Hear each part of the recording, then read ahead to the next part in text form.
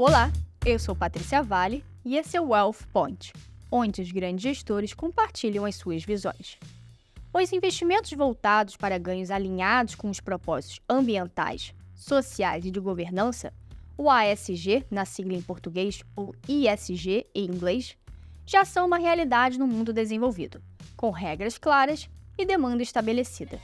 No Brasil, a pauta ainda está se desenvolvendo, mas ganha cada vez mais maturidade, com grandes gestores se comprometendo com esses princípios. Para falar sobre o desenvolvimento dos investimentos sustentáveis na indústria de asset management brasileira, trouxemos dois CEOs de grandes gestoras engajadas com o tema: Marcelo Mello, da Sul América Investimentos, e Denício Liberato, da BB Asset Management. Bem-vindos ao Wealth Point. Obrigado. Prazer estar aqui. Obrigado pelo convite. Prazer é meu de ter vocês para a gente discutir esse tema tão importante. E vocês são uma das gestoras que realmente estão engajadas com esses princípios. Mas isso não foi desde o início, né? Teve um momento que vocês falaram assim: vamos entrar nessa pauta, vamos começar isso. Então, a gente queria entender um pouco como que surgiu essa ideia de entrar no mundo dos investimentos sustentáveis e os desafios do início. Marcelo, você pode começar essa? Claro, de novo, prazer estar aqui com você, com o Denísio. A Sul América Investimentos existe desde 1998. Desde o início, a gente tinha um filtro negativo. Geralmente, o filtro negativo é a estratégia de quem está iniciando uma jornada ESG. Então, a gente eliminava algumas empresas, os setores cujos princípios não se alinhavam aos nossos. Mas a gente percebia que a gente penalizava aquelas empresas desalinhadas com os nossos princípios, mas a gente não premiava empresas mais aderentes aos nossos princípios. E a gente precisava de ajuda para avançar nessa jornada de passar de uma estratégia de ESG, filtro negativo, para uma estratégia de integração ESG. E aí, em 2009, a Sul América Investimentos virou signatária do PRI, dos Princípios de Investimentos Responsáveis da ONU, e o objetivo ali era buscar ajuda para fazer um assessment no nosso processo de investimentos e ver como é que a gente poderia engajar o time, começar da liderança a esse engajamento e trabalhar em toda essa jornada de integração ESG. E de lá para cá a gente avançou bastante. Hoje a gente está trabalhando muito a questão do engajamento, que acho que é uma iniciativa que vem a partir do momento que você já tem maturidade na integração do A, do S e do G. E é nesse momento que a gente está aqui hoje. Praticamente todos os nossos 62 bilhões de reais administrados passam por um processo de integração em ESG e agora avançando no engajamento junto às empresas, ou empresas listadas em bolsa ou os emissores de crédito. Denísio, conta um pouquinho como é que foi a trajetória na BB Asset. Eu também agradeço o convite, Patrícia, ótimo estar aqui com você, com o Marcelo, um prazer enorme, né? A BB Asset é signatária do PRI desde 2010, né? Desde 2010 ela vem incorporando esses princípios do PRI. Com a minha chegada na gestora em julho agora de 2023, pelo fato de eu ser o board member, né, do PRI desde janeiro, e ter um pouco desse cabedal, desse ferramental, tem todas reuniões mensais no conselho, tem muita tecnologia que eu acabei absorvendo, seja no conselho do PRI, seja também pela minha casa anterior, que é a Previ, que é um fundo de pensão, que é um signatário fundador do PRI. A Previ ajudou a fundar o PRI em 2005. Ela já tinha um pouco desse cabedal do engajamento, como o Marcelo colocou muito bem aqui. A Previ, que é o Fundo de Pensão dos Funcionários do Banco do Brasil, ela tem uma carteira de renda variável gigantesca e uma carteira buy and hold, e nada mais importante para um fundo de pensão ter certeza onde está alocando os recursos. Então, a Previ é uma das que engaja muito no mercado brasileiro já há muito tempo. Então, eu peguei esse cabedal da Previ, esse know-how de ter passado lá 3 anos, mais a minha experiência no board do PRI, para tentar aprimorar as práticas da BB Asset em direção ao mundo do ESG, né? Então, são 1,5 trilhão de recursos sob gestão, também a gente integra com metodologia proprietária, mas é um bom espaço para aprimoramento que a gente vai fazer agora, já nas próximas semanas. A gente tem coisa nova para anunciar em termos de um passo muito forte rumo não vou falar que estado da arte, pode soar um pouco até blasé, mas é o seguinte, incorporar de forma mais forte todo o potencial que o Brasil tem em gerar ativos verdes, gerar externalidade positiva para a economia global e ser, de fato, o grande receptor do investidor internacional que quer descarbonizar seu portfólio por questão até regulatória. Perfeito. Antes da gente entrar nessa pauta, queria que vocês falassem sobre os desafios mesmo, de começar. Vocês viram lá com os princípios dos Responsible Investments, né, o PRI, como se devia fazer, mas abrasileirar para cá, né, é uma outra história. E tem muita gente que quer começar, né, ou quer tentar entender e queria entender um pouco dos desafios. Sendo sincero, assim, como é que é colocar na prática? Quais são os principais desafios que a nossa indústria tem e que vocês mesmo, como gestor, algo que vocês passaram, mudaram a visão quando vocês começaram a implementar isso? É super importante, talvez, Patrícia, um ponto inicial é base de dados. Então, o primeiro ponto aqui, que eu acho que há uma distância muito forte em relação ao mercado brasileiro, mercados emergentes de uma forma geral, o mundo desenvolvido, é a qualidade da abertura de dados, né? O enforcement legal, né? Do ambiente onde você está alocando recursos, né? Pensando na perspectiva do G ali, da governança, que acho que onde as coisas têm que começar, né? A empresa reporta adequadamente os números. Se ela fala que está faturando 100 bilhões, é 100 bilhões mesmo. Se ela fala, estou devendo aqui 40 bi, é 40 bi mesmo, isso é muito importante. O primeiro passo é esse.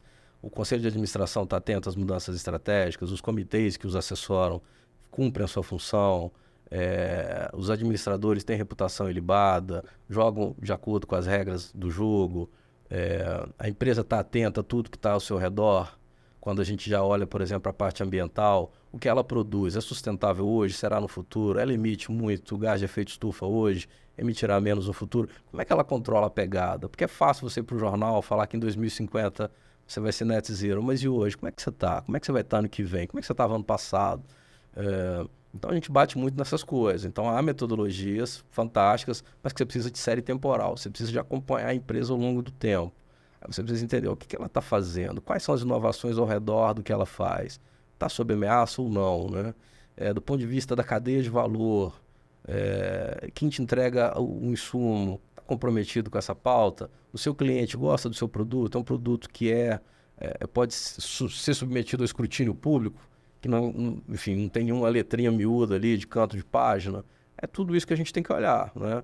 Lá fora, os reguladores estão muito avançados por conta de um aspecto até regulatório, né?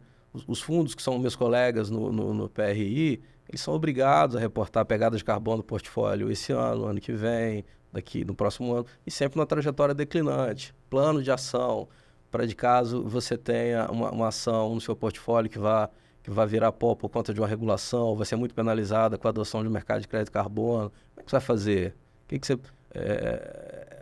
É esse ponto que a gente precisa caminhar, né?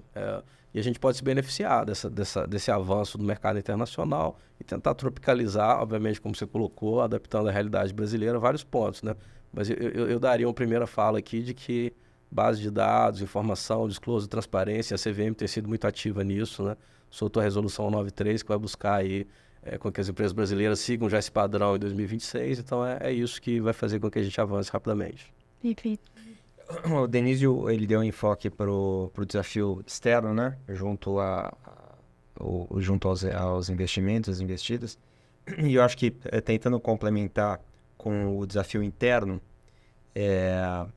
a nossa experiência, ela, primeiro que tem uma necessidade do tom vir de cima. Então, o processo de integração ESG tem que começar pela liderança, a liderança tem que praticar. E é um processo educativo também, porque você entrar em todos os meandros do que significa o social, o ambiental e mesmo a governança, que o mercado tem mais maturidade para tratar de temas relacionados à governança, você precisa de muita educação. Então, você falar de equidade, você falar de inclusão, são temas que você pode passar semanas falando e eles não vão terminar por aí. Então, o que a gente procurou fazer foi, primeiro, mostrar que a liderança estava muito engajada, levar para os KPIs relacionados à remuneração dos times de investimentos temas de integração ESG,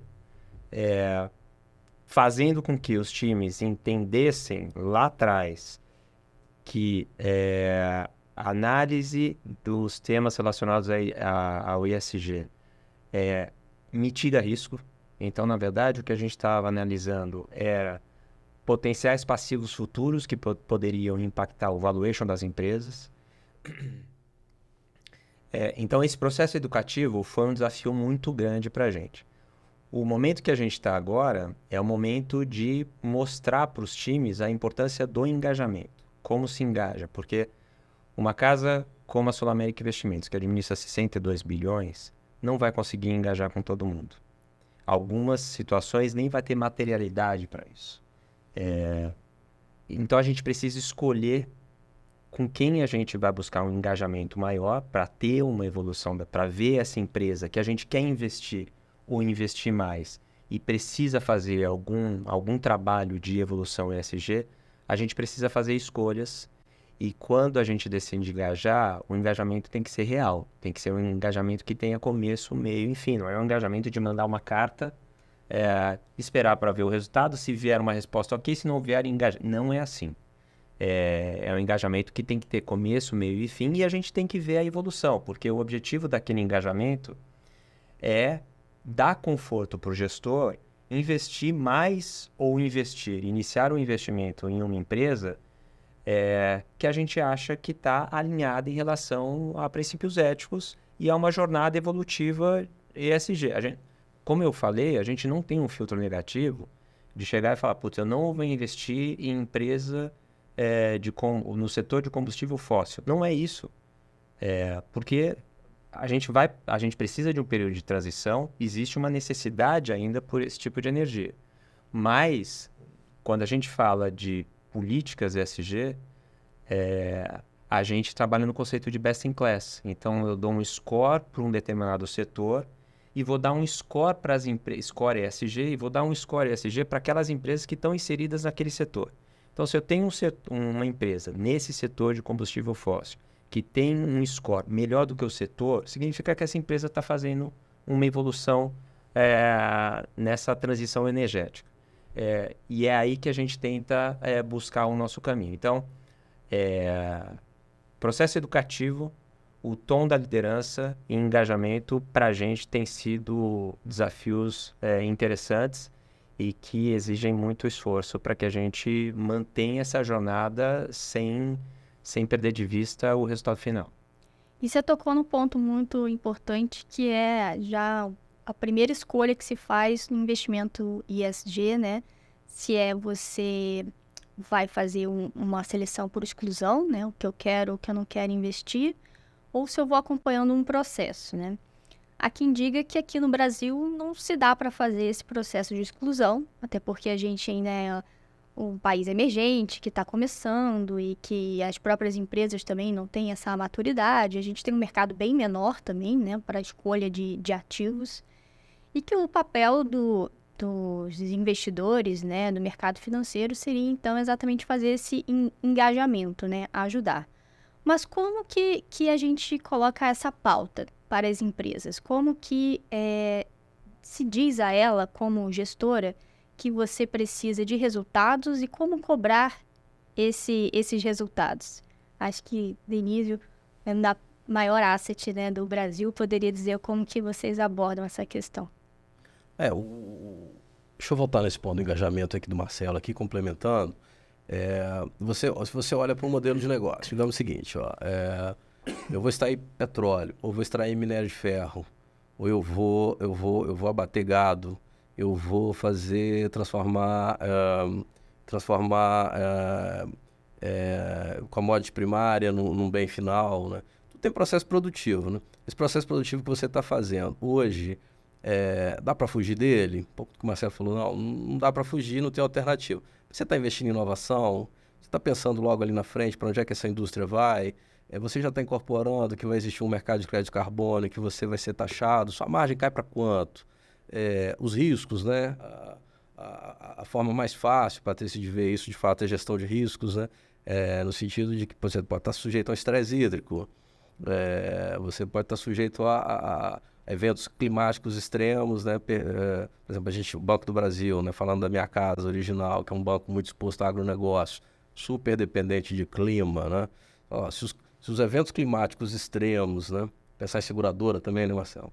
Se você faz uma conta de probabilidade de sinistro, esse evento extremo ocorre uma vez a cada 10 anos, o preço é não é do seguro. Não, agora ocorre 2 vezes a cada 10 anos, o preço tem que quase que dobrar. E vai crescendo exponencialmente. Não, agora é todo ano, de repente o preço fica até inviabilizado. Você tem que ter um olho para o business, né? Esse business para de pé no longo prazo. Combustível fóssil a gente sabe que não para de pé no longo prazo. Então tem que ter uma transição. Então o que você fica atento é o seguinte, vamos aproveitar as oportunidades de curto prazo. Tem guerra, o petróleo está nas alturas, mas vamos ver qual que é a porta de saída. Para onde é que isso vai? Né? A gente é gestor, a gente precisa dar retorno no portfólio. Além disso, é importante talvez falar um pouquinho de mandato aqui, Patrícia. Tem investidor que tem paciência, tem bolso fundo, consegue esperar, tem investidor que não tem. Lá no PRI a gente fala muito desses do longo prazo, que são as pessoas que inclusive têm mais voz lá dentro. Fundo de pensão consegue esperar décadas. Então ele consegue fazer esse engajamento que o Marcelo está falando e esperar. Falou, comecei uma jornada aqui, vamos ver o que você fez no primeiro ano, o que você fez no segundo. Já se passaram 5 anos, avançou, beleza, não avançou, melhorou sua capacidade de gestão de riscos, está inovando, está tentando fazer alguma coisa diferente. Você pode ganhar uma grana boa com o que você faz hoje, que polui, gera muito gás, mas você vai pegar esse lucro, esse excesso de retorno para investir num negócio que possa te ajudar na transição, né? Exemplo, a indústria extrativa brasileira ganha muito dinheiro com minério de ferro hoje, mas tem que investir nos minérios de transição, o níquel, por exemplo, né? É base para a eletrificação da economia. Então, eu estou ganhando dinheiro com um negócio hoje que polui, mas eu posso pegar esse excesso de retorno e fazer uma transição. Então, é esse o nosso olhar para as companhias, né? E se elas têm algum plano tem que ter alternativa. de investimento. É mandatório ter alternativa. E mostrar para vocês o que elas estão Isso é fazendo. crível, como é que está evoluindo, como é que está avançando, qual a rentabilidade esperada, se tem espaço para esse novo produto. É um business, essa questão desse é um business de inovação, né? Você faz uma coisa de um jeito hoje que polui muito, gera um gás, que você fala, opa, daqui a 10 anos a gente tem que fazer a mesma coisa de outro jeito. Ou não dá mais para fazer esse produto não vai ter mais espaço, a sociedade vai avançar. Seja por conscientização da sociedade, seja por regulação. Fala, você não pode mais vender esse bem, você não pode mais fazer isso ou aquilo. A legislação avança nesse sentido. Você tem que estar alocado em quem vai se dar bem, muito alocado em quem vai se dar bem, esse é o desafio, né? E muito pouco alocado em quem vai se dar mal. Perfeito. E às vezes são coisas até mais simples. Às vezes você tem... Eu lembro de um caso de uma empresa especificamente que emitia um relatório de sustentabilidade, mas não dava tanto peso assim no que tinha realmente materialidade. E a gente começou a questionar isso junto à empresa. Olha, a gente gostaria de ver um pouco mais a materialidade dessas ações aqui no seu negócio. E a gente colocou aquilo como condição para que a gente aumentasse o nosso investimento nessa empresa. E a gente começou a acompanhar. E a resposta foi muito positiva. Isso é um ponto importante, é um sinal importante também, né? Quando você tem uma resposta, uma volta para o teu questionamento célere. Quando você vê que as pessoas que estão voltando para você são pessoas que decidem, pessoas que têm voz dentro da empresa, e você vê aquilo sendo implementado, aquilo é um sinal muito interessante. E que se é um item que para você é issue, se é uma agenda que foi colocada em prática, foi executada, eu acho que tem que ser premiada por isso. Então, tem questões muito complexas, como essa que o Denísio comentou, e que são mais, né, de longo prazo. Por isso que o filme é super relevante, você ter um processo para acompanhar a evolução no tempo, e tem questões mais pontuais, que também são importantes e são mais fáceis até de você ver no curto prazo o resultado. Mas parte de ter um relatório de sustentabilidade, por exemplo, é uma premissa mínima que vocês pedem? Olha, Você a gente cobra essa empresa? Não, a gente é uma casa que só opera ativos líquidos. Então, na parte de crédito, só high grade, na parte de bolsa, só ações listadas. Então, esse mercado é um mercado que tem muito acesso ao mercado de capitais. Então, todo mundo emite relatório de sustentabilidade, mas eu acho que o mais importante aqui, nesse mercado que a gente opera, que tem muito acesso ao mercado de capitais, é você entender a coerência das ações daquela empresa e a materialidade. O que é coerência? Putz, eu tenho uma empresa que tem uma ação muito bacana, recente, sobre inclusão e equidade. Mas a gente vai ver lá na época da pandemia, a empresa foi super resistente em mandar todo mundo para casa. Não tem nada demais a empresa começar agora a virar a chavinha, mas precisa mais de tempo para a gente acompanhar para ver se aquilo é coerente com o que aconteceu no passado e se é uma nova política da empresa. Materialidade. Putz, uma instituição financeira. Uma instituição financeira está trabalhando a pegada de carbono. É super bacana. Mas o mais relevante para uma instituição financeira é como é que ela está trabalhando as políticas relacionadas à LGPD, que é o mais material para ela. Então, eu acho que informação não é um problema de mercado, deste mercado líquido. O problema do mercado é isonomia das diversas informações que a gente tem e o cuidado que o gestor que trabalha uma agenda mais no seu processo de investimentos integrado ESG tem que ter para analisar coerência e materialidade. Perfeito. E vocês tocaram em outro assunto que é investimentos sustentáveis, né? ESG não é um investimento filantrópico, né?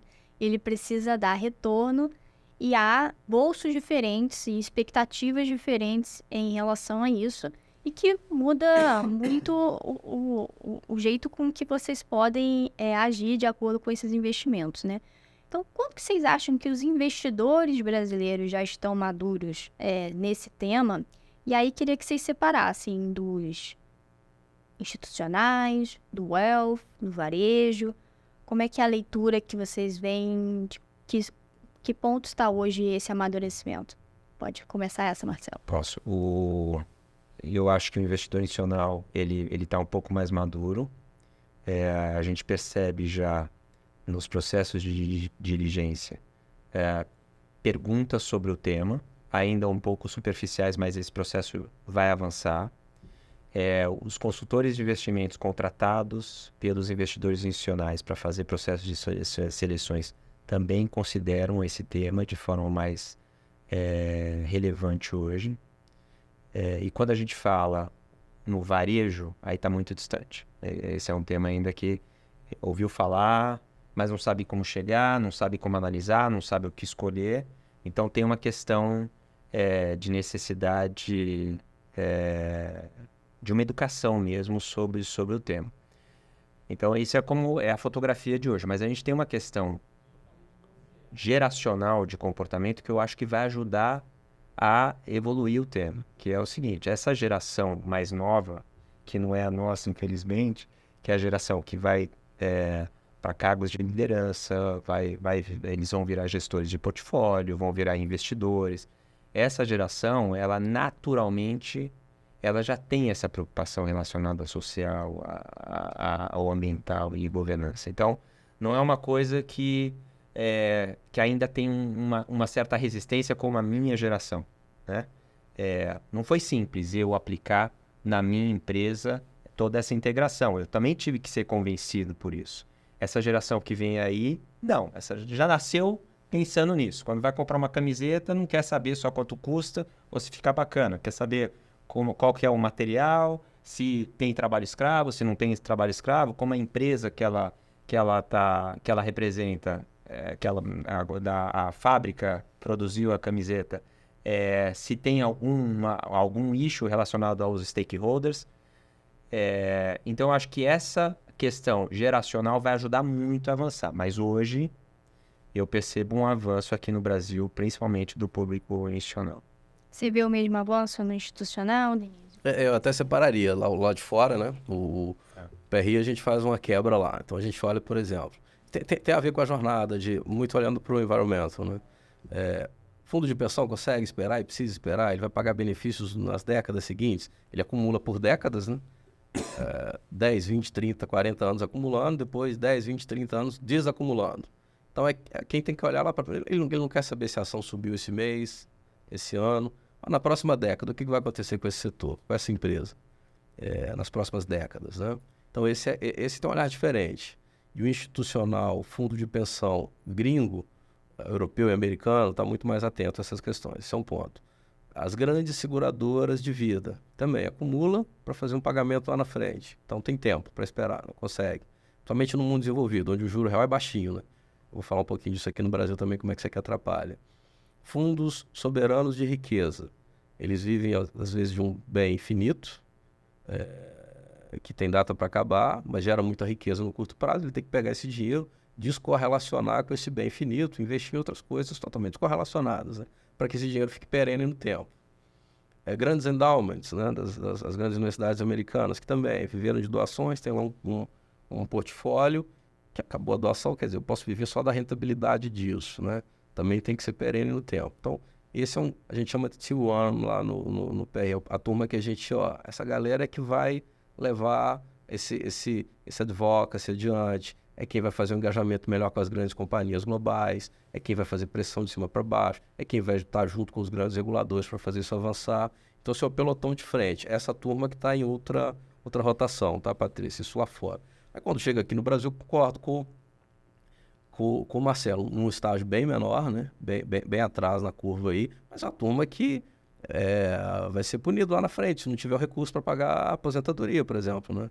Ele tem que falar assim, tudo bem, a NTNB está pagando aí IPCA mais 6, né? Eu consigo travar isso por muito tempo. Mas digamos aí que haja um belo no ajuste fiscal, a situação macro melhora, o Brasil começa a crescer mais, o juro real de equilíbrio muda de patamar, cai, ele vai ter que ir para ativo de risco, ele vai ter que ser mais diligente com esses pontos, né? Ele vai ter que saber o seguinte, eu vou ter que alocar dinheiro aqui, eu tenho que pagar, as curvas são de décadas, né? Eu tenho que colocar dinheiro numa empresa que minimamente sobreviva a isso, né? Quando você faz o valuation de uma companhia, o maior valor está na perpetuidade. Você tem que ver o seguinte, lá no longo prazo, o que vai acontecer com esse segmento, com essa empresa, né? É isso que acaba trazendo essa maior visão do tema, né? E concordo com o Marcelo também, a pessoa física é um tema mais distante, né? Ele ainda não está entendendo, ele está... para que lado isso vai, como é que vai impactar, ele está mais preocupado com o curto prazo, com o tiro curto aí, é um tema ainda não muito no radar, né? Mas queria ver se eu entendi. Então, quem já está preocupado com isso mais, que são os institucionais e o wealth, eles olham a questão ESG mais pelo risco, ou como eu gerencio o risco, mais do que pela questão do impacto realmente disso? Como é que vocês veem? Eu posso? Eu vejo, sim, gerenciamento de risco, porque às vezes, quando você está com um portfólio aí, se você não perder muito, você já está... Às vezes, o resultado final do seu resultado... Porque, deixa eu até reformular, porque muita gente acha que quem investe em ESG é porque quer ajudar o planeta, quer ajudar o mundo e etc. E não é exatamente isso, então, que o pessoal tá focado ao mesmo tempo, né? É mais o gerenciamento do risco porque eu quero o meu retorno. Sim. Mais Sim. isso. Deixa eu tentar fazer de outra forma aqui, ó. O mundo, pensar em mundo, tá? O mundo produz bens hoje de uma forma que não é sustentável. Então, a produção industrial, a produção de automóvel é de um jeito que não dá para se sustentar, o próprio carro a combustão não se sustenta, se todo mundo tentar ter o consumo médio americano, isso não se sustenta. Então, o mundo tem que mudar a forma como produz bens, tem que mudar, o mundo como um todo. Aí, para mudar, você precisa de investimento, a economia chama de formação bruta de capital fixo. Então, vou ter que mudar essa planta, a forma de produzir. O capital está migrando o seguinte, você vai mudar a forma de produzir, mas tem que ser com uma pegada menor de carbono. A gente está mudando de economia, está uma transição para economia de baixo carbono. Então, eu vou colocar dinheiro para ajudar nessa transição. Por isso que a gente estava na COP discutindo, é 1 trilhão, são 2 trilhões por ano, são 3 trilhões. E aí os investidores estão de olho no seguinte, o que tem mais futuro, o que é mais rentável? Pega o Elon Musk, eu acho que não tem mais espaço para carro a combustão, então vou montar uma empresa aqui de carros elétricos.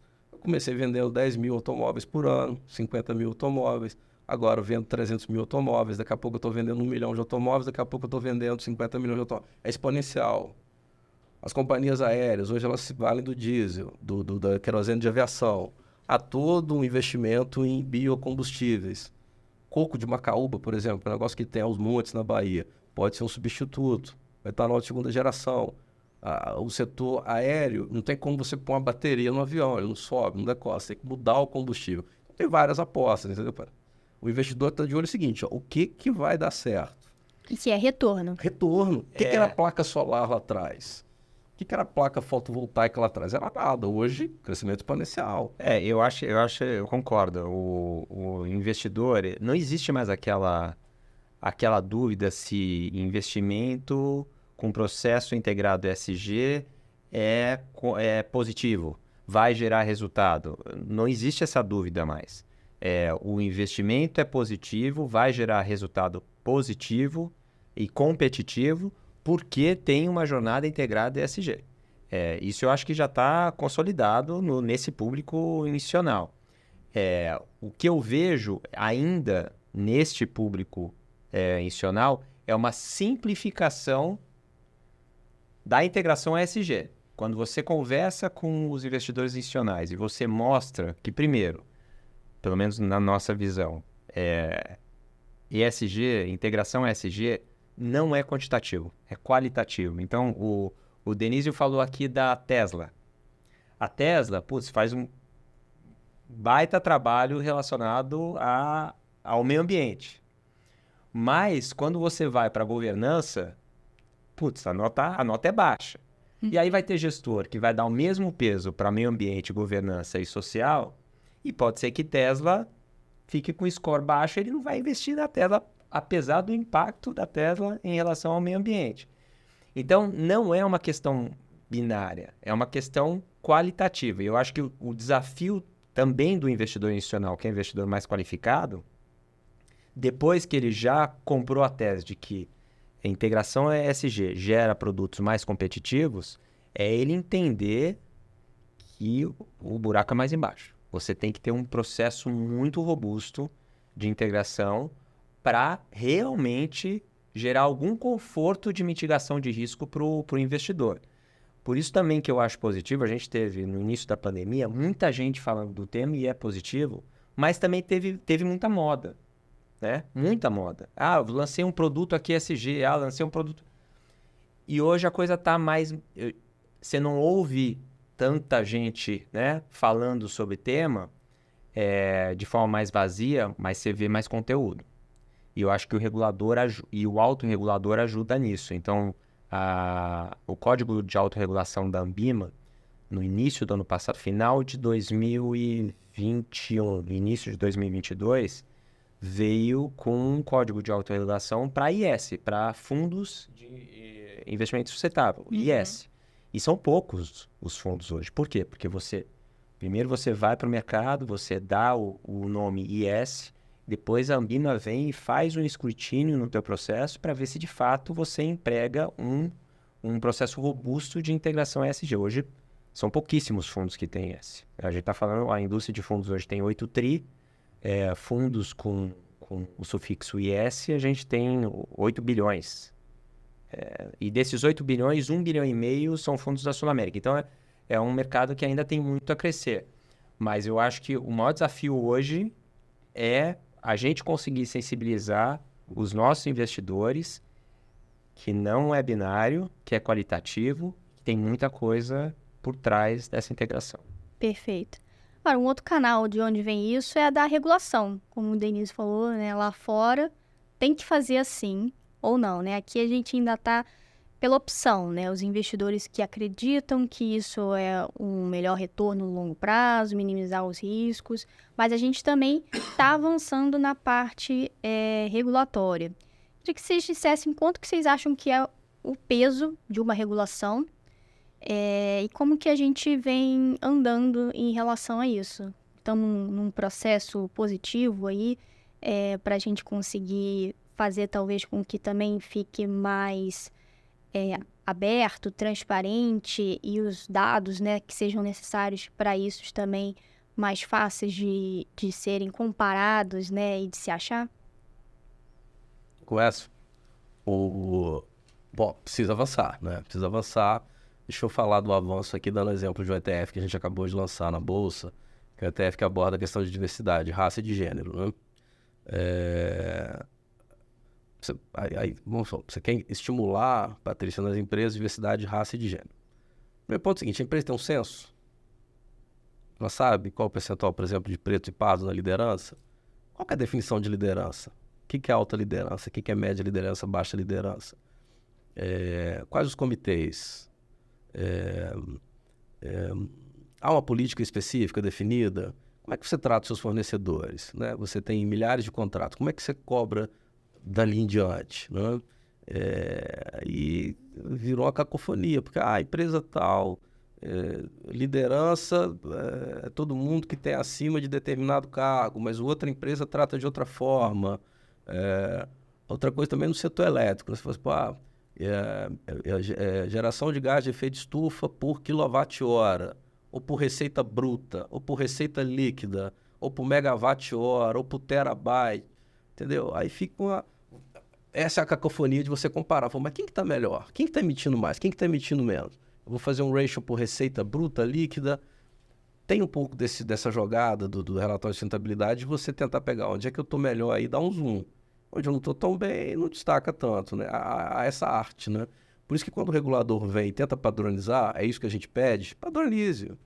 Ó, o setor elétrico, você tem que mostrar a sua emissão de gás dividido pela sua receita operacional bruta. Enfim, ou qualquer métrica que seja, mas tem que ser igual para todo mundo. Para a gente comparar, ó, essa empresa é melhor que aquela.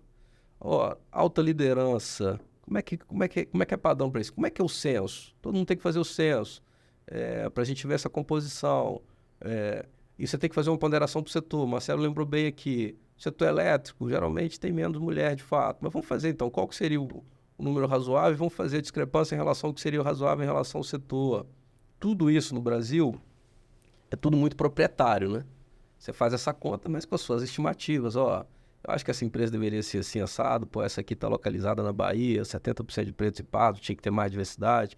Essa aqui está em Santa Catarina, vão dar um peso menor. Qual que é a importância disso? O Brasil é desigual, o mercado de trabalho não absorve mulheres e negros da forma como deveria absorver. Isso é importante para deixar a economia mais dinâmica, senão a renda fica concentrada no topo. A economia brasileira tem 40 anos que não cresce. Então, uma série de coisas aí que você acaba fazendo proprietário, ao seu modo, e tentando influenciar a partir dali. Se o regulador dá um norte, ó, vai ter que ser assim, vai ter que ser assado. E a CVM fez um belo avanço aqui, é o 193 que eu disse, né? O ISSB é o Fórum Internacional para você fazer a contabilidade aí das finanças verdes, digamos assim, né?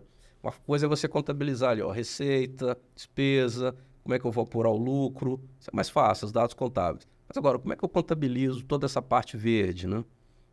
Tem que ter alguém regrando isso aí, senão cada um, assim como a taxonomia, cada um vai achar que o seu é mais bonito que o outro, né? Ah, eu sou da indústria extrativa, mas eu não faço tão mal assim. Ah, eu sou do combustível fóssil, mas ele não é tão ruim assim.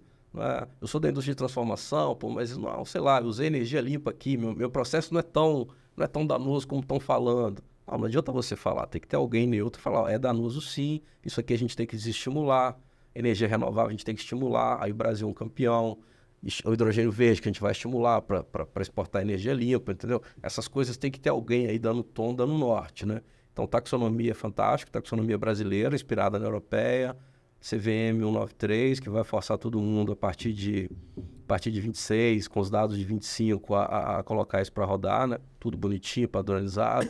Isso tudo ajuda muito o investidor. Perfeito. E acho que